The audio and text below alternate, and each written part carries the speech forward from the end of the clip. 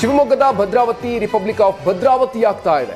ಕಾನೂನಿನ ಅರಾಜಕತೆಗೆ ಶಿವಮೊಗ್ಗದ ಭದ್ರಾವತಿ ಪ್ರತ್ಯಕ್ಷ ಸಾಕ್ಷಿ ಆಗ್ತಾ ಇದ್ದು ಪೊಲೀಸರ ನಿರ್ಲಕ್ಷ್ಯ ಎದ್ದು ಕಾಣ್ತಾ ಇದೆ. ಭದ್ರಾವತಿಯಲ್ಲಿ ಪೊಲೀಸ್ ಕುಟುಂಬಕ್ಕೂ ಕೂಡ ರಕ್ಷಣೆಯೇ ಇಲ್ಲ.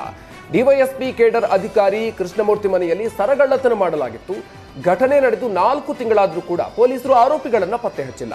ನವೆಂಬರ್ 12, 2024ರಂದು ರಾತ್ರಿಯ ಸಂದರ್ಭದಲ್ಲಿ ಇಲ್ಲಿ ದರೋಡೆಯಾಗಿತ್ತು. ಭದ್ರಾವತಿಯ ಗಂಗೂರು ಗ್ರಾಮದಲ್ಲಿ ಡಿವೈಎಸ್ಪಿ ಕೃಷ್ಣಮೂರ್ತಿ ತಾಯಿ ಹೊನ್ನಮ್ಮ ಮೇಲೆ ಹಲ್ಲೆಯನ್ನ ನಡೆಸಲಾಗಿತ್ತು. ಘಟನೆ ನಡೆದು 4 ತಿಂಗಳಾದರೂ ಕೂಡ ಡಿವೈಎಸ್ಪಿ ಕುಟುಂಬಕ್ಕೆ ಇನ್ನೂ ಕೂಡ ನ್ಯಾಯ ಸಿಕ್ಕಿಲ್ಲ. ಸರಗಳ್ಳತನ ಭೇದಿಸುವಲ್ಲಿ ಭದ್ರಾವತಿ ಪೊಲೀಸರು ದಿವ್ಯ ನಿರ್ಲಕ್ಷ್ಯ ವಹಿಸಿದ್ದಾರೆ. ರಾಯಚೂರಿನ ಆರ್ಟಿಒ ಕಚೇರಿಯಲ್ಲಿ ಭ್ರಷ್ಟಾಚಾರ ತಾಂಡವವಾಡ್ತಿದೆ. ಕೋಡ್ ವರ್ಡ್ ಬಳಸಿ ನಿತ್ಯವೂ ಏಜೆಂಟ್ರಿಂದ ಹಣ ವಸೂಲಿ ಮಾಡ್ತಾ ಇರುವ ಆರೋಪ ಕೇಳಿ ಬಂದಿದೆ. ಮೋಟಾರ್ ಇನ್ಸ್ಪೆಕ್ಟರ್ಗಳ ವಿರುದ್ಧ ಏಜೆಂಟರು ಆರೋಪವನ್ನು ಮಾಡಿದ್ದಾರೆ.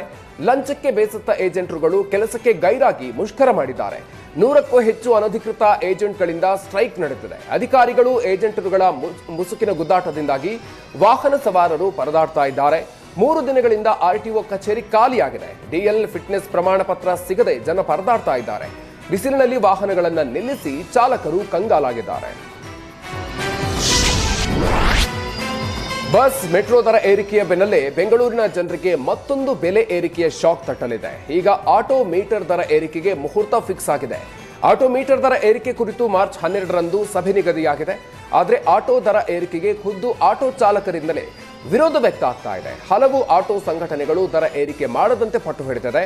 ಯಾವುದೇ ಕಾರಣಕ್ಕೂ ಆಟೋ ಮೀಟರ್ ದರ ಏರಿಸದಂತೆ ಆಟೋ ಚಾಲಕರು ಮನವಿ ಮಾಡಿದ್ದಾರೆ. ಮೆಟ್ರೋ ದರ ಹೆಚ್ಚಾದ ಮೇಲೆ ಜನರು ಹೆಚ್ಚು ಆಟೋದತ್ತ ಮುಖ ಮಾಡಿದ್ದಾರೆ.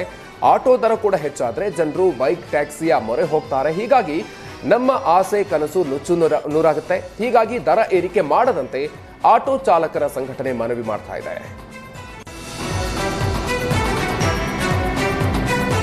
ಸಾಲು ಸಾಲು ಸರಣಿ ಸಾವಿನ ಬೆನ್ನಲ್ಲೇ ಮಂಡ್ಯದ ವಿಸಿ ನಾಲೆಗೆ ತಡೆಗೋಡೆ ನಿರ್ಮಾಣ ಮಾಡಲಾಗಿದೆ. ಮಂಡ್ಯ ತಾಲೂಕಿನ ಹುಲಿಕೆರೆ ಗ್ರಾಮದಿಂದ ಜೈಪುರದವರೆಗೆ ತಡೆಗೋಡೆಯನ್ನ ನಿರ್ಮಾಣ ಮಾಡಲಾಗಿದೆ. 2.5 ಕಿಲೋಮೀಟರ್ ದೂರ ತಡೆಗೋಡೆ ನಿರ್ಮಿಸಿ ಕಾವೇರಿ ನೀರಾವರಿ ನಿಗಮ ಜನರಿಗೆ ಕೊಂಚ ನಿರಾಳ ನೀಡಿದೆ. ಫೆಬ್ರವರಿ 3ರಂದು ಕಾರು ಪಲ್ಟಿಯಾಗಿ 3 ಜಲಸಮಾಧಿಯಾಗಿದ್ರು.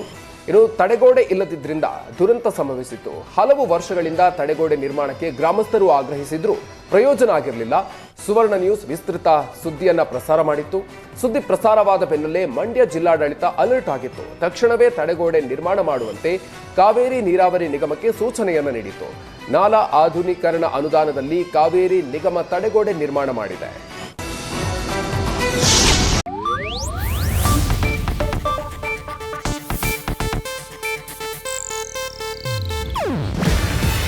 ಇದು ಏಷ್ಯಾನೆಟ್ ನ್ಯೂಸ್ ನೆಟ್ವರ್ಕ್ ಪ್ರಸ್ತುತಿ. ನೀವು ನೋಡ್ತಿದ್ದೀರಾ ಏಷ್ಯಾನೆಟ್ ಸುವರ್ಣ ನ್ಯೂಸ್.